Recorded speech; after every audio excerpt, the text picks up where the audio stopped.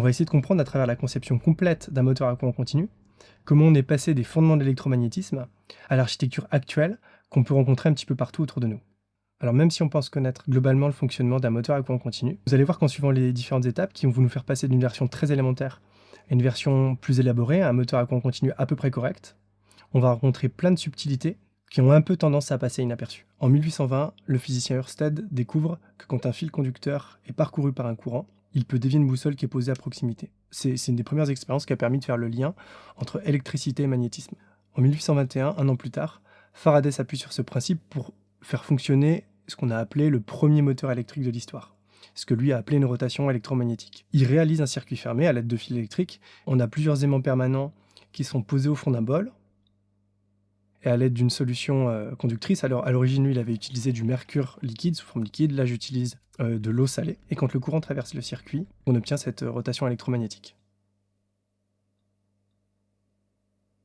Alors cette rotation, elle a été expliquée plus tard avec ce qu'on appelle la force de Laplace. Un fil conduisant un courant électrique, qui est plongé dans un champ magnétique, donc champ magnétique qui a été provoqué, qui est produit par l'aimant permanent, va subir une force qui va l'amener à se déplacer. Si on considère le cas simple pour lequel le champ magnétique il est directement perpendiculaire au courant électrique, la formule elle est très simple, on a F égale Bill, autrement dit F égale B fois I fois L.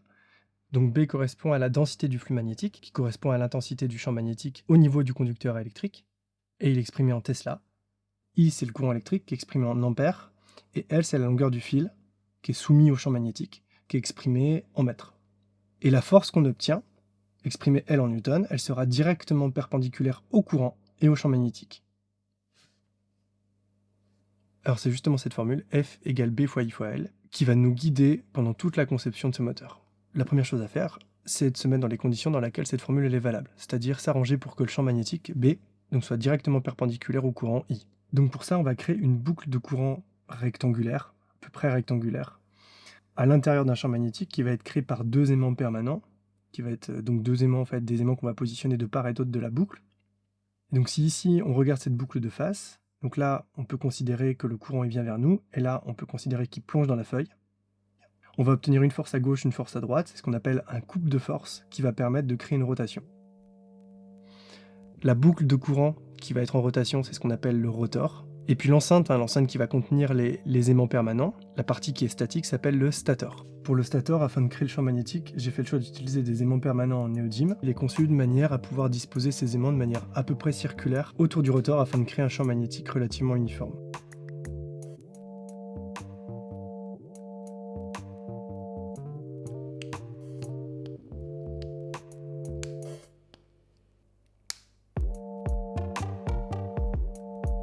Pour la conception du rotor, on va commencer avec quelque chose de très basique, c'est-à-dire on va créer une armature sur laquelle on va pouvoir enrouler notre fil pour pouvoir obtenir une bobine.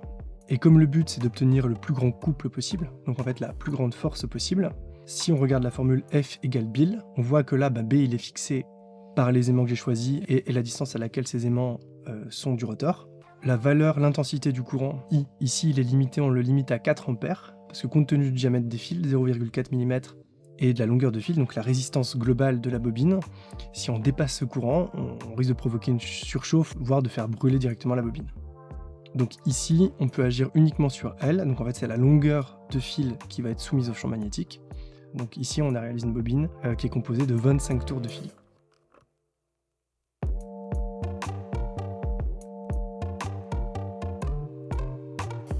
Ensuite, il manque un élément indispensable pour que le moteur tourne correctement.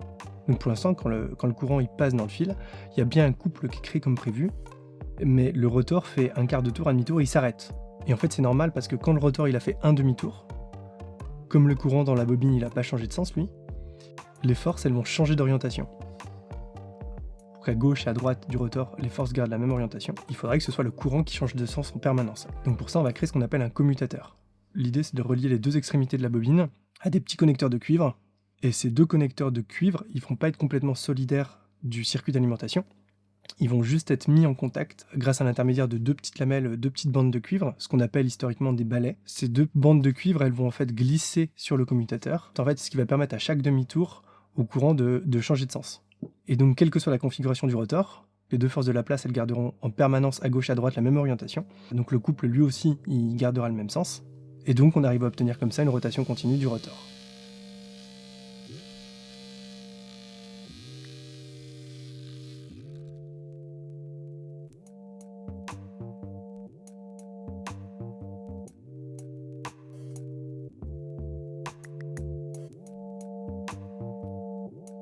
Bon, du coup, ça y est, la première version de ce moteur à courant continu, la plus simple, elle est fonctionnelle, ça tourne. Mais bon, pour nous, là, l'objectif, c'est quand même d'essayer de concevoir le moteur le plus performant. Donc, pour quantifier ces performances-là, on va s'appuyer sur deux choses. Première chose, ça va être le calcul de la puissance mécanique. Donc, la puissance mécanique qui va être délivrée par le moteur, ça va être le produit de deux choses. Ça va être sa vitesse de rotation. Plus il tourne vite, plus il est puissant.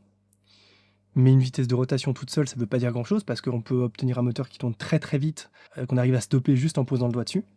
Donc la seconde chose qui va être importante, ça va être évidemment le couple, c'est-à-dire l'action mécanique en rotation de ce moteur. Donc ce qui permet d'avoir une puissance mécanique élevée, ça va être une vitesse de rotation importante et un couple important. Pour obtenir une puissance qu'on va exprimer en watts, il faut que notre couple soit exprimé en newton fois mètre, newton-mètre, et que la vitesse de rotation soit exprimée dans les unités du système international, c'est-à-dire en radians par seconde. Alors pour obtenir la courbe de puissance du moteur, on va déjà essayer d'avoir une première représentation graphique. Ça va être l'évolution de la vitesse de rotation en fonction du couple qu'on appelle du couple utile, c'est-à-dire le couple qui est fourni par le moteur. Alors, on peut démontrer que cette relation, c'est une relation affine, et lorsque le couple utile il est nul, quand on lui demande rien du tout, c'est à ce moment-là évidemment qu'il tourne à sa vitesse de rotation la plus importante, qu'on va noter ici ω0, la vitesse à vide, et plus la charge va être importante, plus on va charger le moteur, c'est-à-dire plus le couple utile va être important, plus cette vitesse de rotation va diminuer, jusqu'à un moment donné s'arrêter complètement. Donc la vitesse de rotation va devenir nulle, et on va atteindre ce qu'on appelle le couple de blocage. Alors pour mesurer la vitesse à vide, on va utiliser ce qu'on appelle un codeur incrémental pour mesurer la vitesse de rotation.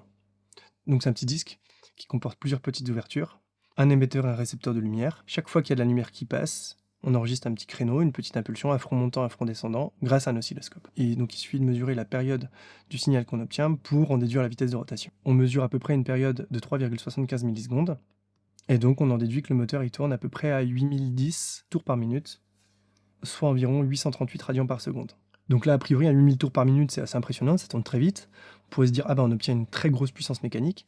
Mais en fait, si on s'intéresse maintenant au couple, donc là, en fait, on va mesurer le couple de blocage, on va voir qu'il est très très faible. Donc pour mesurer ce couple, on utilise un tout petit levier, on utilise un petit levier qui est imprimé en 3D. On place à son extrémité, en essayant d'être le plus perpendiculaire possible, un dynamomètre pour mesurer une force. Et on voit qu'en situation de blocage, la force vaut environ 0,08 newton. Et comme cette force elle est appliquée à 3 cm de l'axe de rotation, 3 cm c'est la taille de mon levier, en fait c'est ce qu'on appelle un bras de levier, on obtient un moment, ce qu'on appelle un moment de force de 0,0024 Nm. Donc ce qu'on vient de calculer, c'est le couple de blocage de 0,0024 Nm. Donc quelque chose qui est très faible. Donc à partir de cette courbe maintenant, il suffit de multiplier l'ordonnée, donc la vitesse de rotation, par le couple, parce qu'on sait que le couple fois la vitesse de rotation, c'est la puissance, et on obtient la courbe de puissance de notre moteur. On voit bien que la puissance évolue en fonction du couple utile. Ici, on obtient un maximum d'environ 0,5 watts, ce qui est évidemment une puissance très faible. Pour étudier les performances de ce moteur, on va regarder quelque chose d'autre aussi. On va regarder ce qu'on appelle le rendement.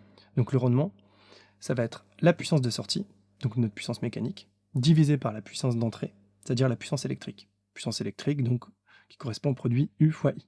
Alors U, c'est une constante. On alimente notre moteur avec une tension constante qui vaut 4 volts. Et le courant I, on utilise notre alimentation qui nous sert d'ampèremètre, qui nous permet de mesurer le courant consommé par le moteur. Et voilà la courbe qu'on obtient pour le rendement. Et on voit à quel point c'est catastrophique. On obtient un rendement maximal d'environ 3%. Donc autrement dit, pour 100 watts qu'on va mettre en entrée, pour 100 watts d'énergie électrique, donc seulement 3 watts vont être transformés en énergie mécanique et vont être utilisables. Et le reste, 97%, vont être perdus, vont être transformés en grande partie en chaleur. Donc c'est mieux que le moteur qu'on a montré tout au départ, le moteur de Faraday. On obtient une puissance mécanique exploitable, mais il y a plein de choses à faire pour obtenir un moteur bien plus performant. Donc pour ça, on va retourner sur notre formule F égale B fois I fois L. B et I, on a dit qu'on ne pouvait pas vraiment y toucher. Donc là, ce qu'on va essayer de modifier, c'est L. Donc L, la longueur du fil. Si on rajoute plus de tours de bobine, ça va finir par poser problème, parce que si on les rajoute vers l'extérieur, ça va finir par frotter contre le stator. Et si on creuse des encoches plus profondes pour en mettre plus vers l'intérieur, on arrivera à faire plus de tours, mais ce ne sera pas vraiment utile, parce que ces fils-là seront trop à l'intérieur, et seront trop loin des aimants, donc la densité du flux magnétique sera trop faible. Donc finalement, c'est le B qui va diminuer. Donc la meilleure chose à faire ici, c'est de rajouter du fil, de la longueur de fil, c'est de multiplier le nombre de bobines qu'on a. Donc plutôt que d'avoir 2 fentes et d'avoir une seule bobine, on va ici en rajouter 8 fentes pour pouvoir au total avoir 4 bobines. Et là, il va falloir faire attention à quelque chose. Si on se contente de multiplier le nombre de bobines, ce qui va se passer, c'est que quand le rotor tournera un petit peu, la première bobine arrêtera d'être alimentée, puis ce sera la suivante d'être alimentée.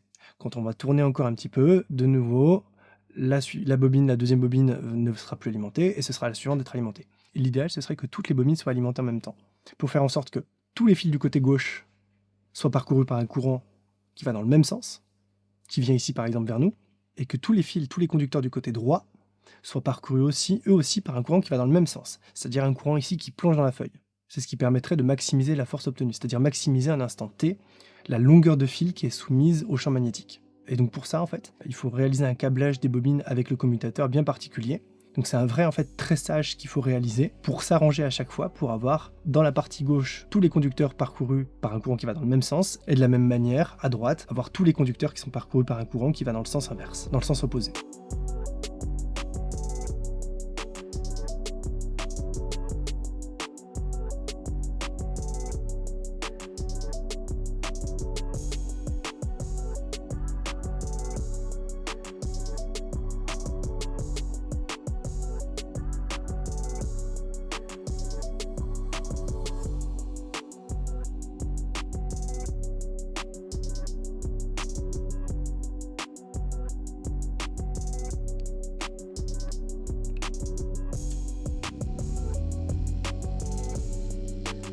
Donc voilà pour cette nouvelle version, on va faire exactement la même chose que tout à l'heure, c'est-à-dire mesurer la puissance mécanique en sortie, donc pour ça, mesurer à la fois la vitesse de rotation à vide, et mesurer le couple de blocage. Ici, pour la vitesse de rotation à vide, grâce au codeur incrémental et en mesurant la période sur l'oscilloscope, on mesure ici une période d'à peu près 4 millisecondes, donc une vitesse de rotation d'environ 7500 tours par minute, donc 785 radians par seconde. Et là, ce qui est très surprenant, c'est qu'on essaie d'aller vers un moteur de plus en plus performant, et là la vitesse semble diminuer. Alors ce phénomène il repose sur ce qu'on appelle la force contre-électromotrice. Selon le principe de l'induction électromagnétique, quand on a un conducteur à fil électrique qui est en mouvement par rapport à un champ magnétique, on va avoir un courant qui va être induit dans ce fil électrique. Dans notre cas, on a le rotor qui est composé de bobines, donc des fils électriques, des fils conducteurs qui tournent, qui sont en mouvement par rapport aux aimants permanents qui sont la source du champ magnétique. Et donc on va avoir un courant qui va être induit dans ces fils électriques-là, donc c'est le courant ici que je note I', et ce courant il va s'opposer au passage du courant I, donc le courant entre guillemets de base, qui circule normalement dans ma bobine. Et donc le courant total va être plus faible, et donc la vitesse à vide du moteur sera plus petite. Alors ça ne veut pas dire que notre moteur il est moins puissant, parce qu'on a vu que l'autre composante de la puissance c'était le couple, donc on va regarder le couple, plus particulièrement le couple de blocage. On mesure ici avec le dynamomètre une force de 0,2 Newton, ce qui nous donne avec le calcul qu'on a fait tout à l'heure, un couple de blocage de 0,006 Nm, un couple 3 fois supérieur à celui qu'on a obtenu tout à l'heure. Et si on mène le même raisonnement que tout à l'heure, ça nous permet d'obtenir la courbe de puissance et la courbe du rendement. On voit cette fois-ci, au niveau de la courbe de puissance, qu'on arrive à obtenir une puissance maximale qui dépasse le watt symbolique, à peu près 1,2 watts, et on obtient un rendement bien meilleur, puisqu'ici on obtient un maximum au niveau du rendement de 11%. Donc on est sur la bonne voie pour obtenir un moteur électrique à courant continu assez satisfaisant, mais il nous reste pas mal de choses à faire pour pouvoir l'améliorer.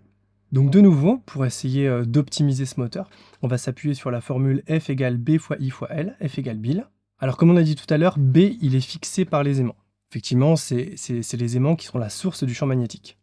Mais pour être plus exact, dans la formule B fois I fois L, B il correspond à la densité du flux magnétique au niveau des bobines, c'est-à-dire au niveau des conducteurs électriques. Très proche des aimants, on a une densité qui est très importante, et plus on s'éloigne, plus cette densité elle va diminuer. C'est ce qu'on observe quand on représente, vous avez peut-être déjà vu ça, quand on représente un aimant permanent et qu'on représente les lignes de champ. Donc là où les lignes de champ sont resserrées, la densité du flux magnétique elle est importante, et là où les lignes de champ elles sont écartées, on a une densité du flux magnétique qui est plus faible. Alors dans le cas de notre moteur électrique, c'est un petit peu plus compliqué. Donc pour visualiser les lignes de champ et la densité du flux magnétique, on va utiliser un logiciel.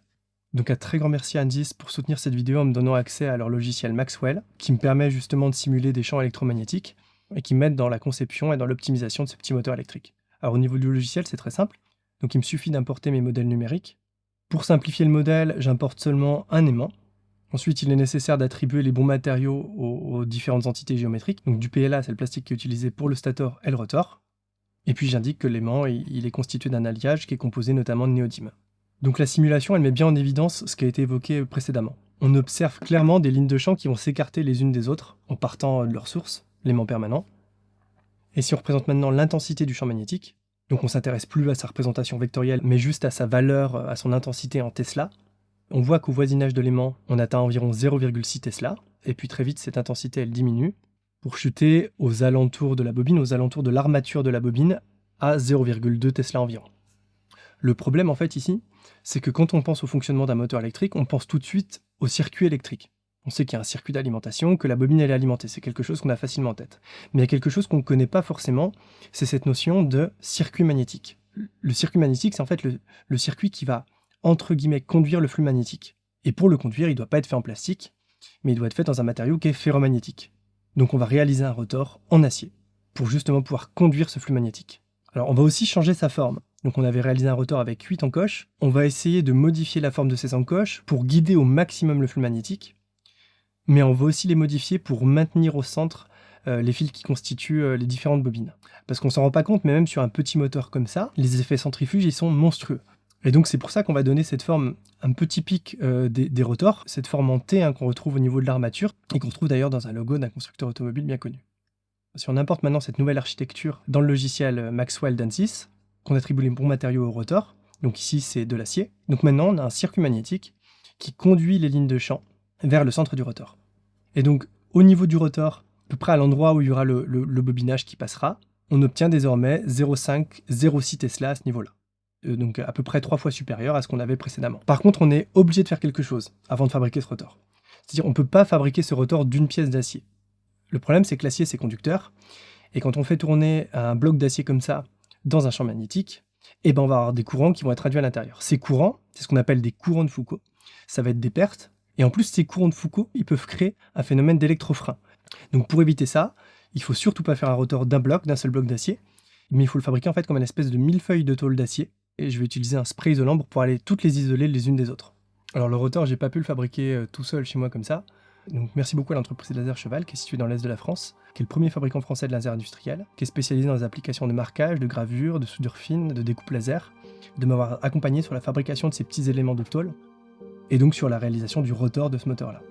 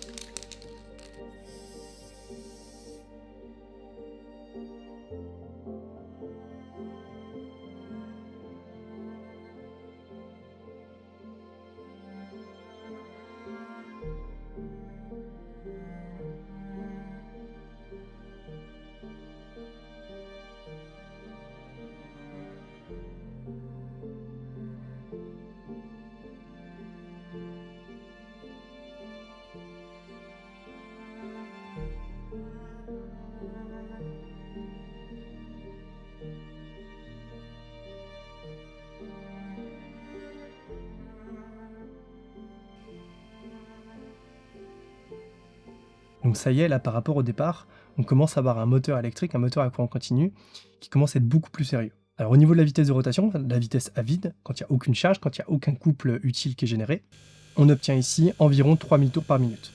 Mais si on reprend ce qu'on a dit sur la force contre-électromotrice, il fallait plutôt s'y attendre. Ça met bien en évidence ce qu'on a vu sur le logiciel Maxwell, avec ce rotor qui a été conçu à peu près correctement, et surtout dans un matériau ferromagnétique, on a vraiment augmenté l'intensité du champ magnétique au niveau du bobinage, et donc forcément la force contre-électromotrice, elle aussi, elle a augmenté. Maintenant au niveau du couple, le couple de blocage, on atteint désormais 0,03 Nm. On est passé de 0,006 à 0,03. On a réussi à multiplier par 5 le couple de blocage. Et donc ce qui nous donne la courbe de puissance suivante. Donc on arrive à avoir un pic, un maximum à 2,4 watts, et on arrive à atteindre un rendement d'environ 30%. Donc là, ce qu'il faut bien comprendre, c'est qu'on n'a pas juste augmenté l'alimentation du moteur. Ce qu'on met en entrée, la puissance électrique, on n'y a pas touché. On continue d'avoir une alimentation avec une tension continue de 4 volts. Donc la seule chose qu'on a faite, c'est de s'appuyer sur cette formule assez simple, F égale Bill, et de comprendre comment les lignes de champ elles se comportent au niveau du rotor, ce qui nous a permis de construire un moteur de manière un peu plus pertinente vis-à-vis des lois de l'électromagnétisme. Et on voit qu'entre la première version et cette version-là, on a réussi à multiplier la puissance mécanique par 5, et on a réussi à multiplier le rendement environ par 10. On va terminer en s'appuyant sur une version encore plus puissante. Pour ça, on va revenir à notre formule, F égale Bill, et on va essayer de retoucher une nouvelle fois au B, c'est-à-dire l'intensité du champ magnétique au niveau du bobinage. là on n'a pas trop le choix, on va enlever les aimants permanents, pour avoir une intensité de champ magnétique plus importante, on va les remplacer par des électroaimants. Alors pour rappel, quand une bobine elle est alimentée par un courant continu, elle va se comporter comme un aimant. Et l'intensité du champ magnétique, elle va dépendre du courant qui parcourt cette bobine, et puis elle va aussi dépendre du nombre de spires, c'est-à-dire du nombre d'enroulements de fils autour de la bobine, qui constitue la bobine. Et pour que la densité de flux magnétique soit la plus importante possible, il faut que cette bobine elle s'enroule autour d'un cœur ferromagnétique. On va donc réaliser le stator un petit peu comme on a réalisé le rotor, c'est-à-dire en différentes couches de tôle d'acier, sur laquelle on va venir enrouler 2 électroaimants, et on va essayer de donner une forme aux 2 supports de ces 2 bobines, qui va permettre de guider les lignes de champ pour englober le rotor de part et d'autre. Alors avant de passer à la fabrication de cette nouvelle version du moteur, on va retourner sur le logiciel Maxwell pour essayer de comprendre comment les lignes de champ vont se comporter grâce à cette nouvelle armature, et aussi pour se faire une idée de la valeur de l'intensité du champ magnétique au niveau du rotor. Si on représente le champ magnétique, qui est représenté par l'ensemble de ces vecteurs, on voit se dessiner les lignes de champ magnétique, et on voit qu'elles parcourent le rotor puis le stator, et elles forment vraiment des boucles complètes. Donc c'est ce qui forme justement notre circuit magnétique complet. Et c'est ça qui est un peu magique, c'est qu'on a vraiment l'impression, en donnant la bonne forme au rotor et au stator, on a vraiment l'impression qu'on arrive à dompter les lignes de champ pour leur faire vraiment parcourir le circuit qu'on a envie de leur faire parcourir, à les densifier au niveau du rotor. Là, on a envie que l'intensité du champ magnétique soit la plus importante. Et d'ailleurs, si on regarde l'intensité du champ magnétique, on voit cette fois-ci qu'au cœur du rotor, à l'endroit où il y aura les bobines, on arrive à atteindre à peu près 1 Tesla.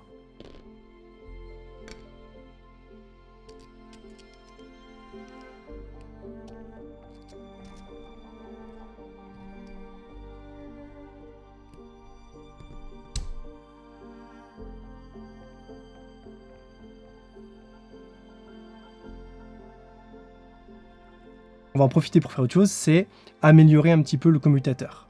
On va laisser tomber la version un petit peu archaïque qu'on utilise depuis le début, c'est-à-dire utiliser des balais un peu comme on le faisait avant, c'est-à-dire des petites bandes qui sont composées de fils tressés pour les remplacer par des charbons, donc des petits blocs de graphite qui sont conducteurs, qui vont venir frotter, être en contact avec les commutateurs. Et ça permet justement par rapport au balai qu'on utilisait avant, d'avoir un contact bien plus régulier. Et puis même si ça s'use dans le temps, ça se dégrade beaucoup moins rapidement que les petits balais de cuivre qu'on utilisait tout à l'heure.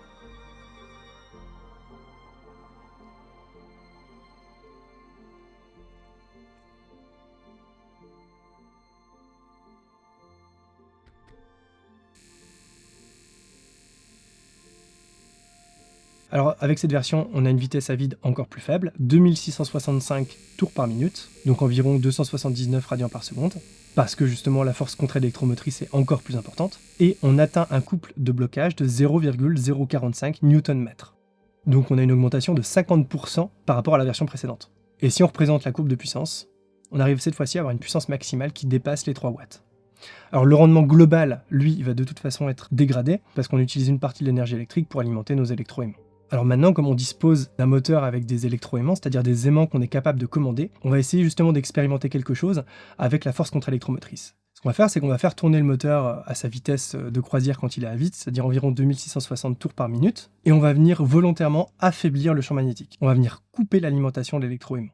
Alors pour faire ça, par contre, il faut qu'il soit déjà en route, parce que si on coupe l'alimentation de l'électroaimant dès le départ, il n'y aura aucun couple pour faire démarrer le moteur. Donc c'est pour ça qu'on va déjà faire tourner le moteur à une vitesse assez importante, pour ensuite vraiment couper l'alimentation de l'électroaimant.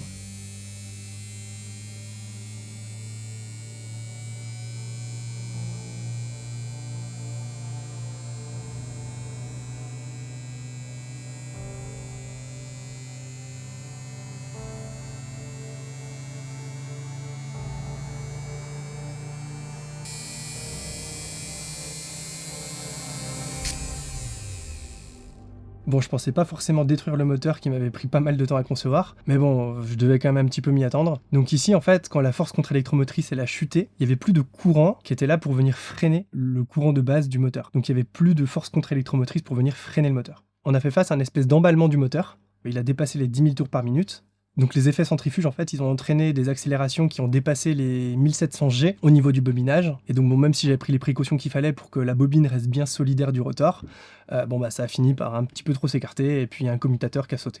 Alors merci beaucoup à vous d'avoir regardé la vidéo jusqu'au bout parce qu'elle était plutôt longue, elle était assez dense, il y avait beaucoup d'informations à donner. C'est ce qui m'a amené justement à simplifier pas mal de choses, à éluder certains éléments pour pas rendre la vidéo complètement indigeste. Donc si pour vous il manque des éléments, qu'il y a certaines notions qui sont pas forcément très claires, n'hésitez vraiment pas à le demander et à l'indiquer en commentaire. J'essaierai vraiment d'y répondre et d'être le plus précis possible pour apporter justement toutes les informations qui ont pu manquer dans la vidéo.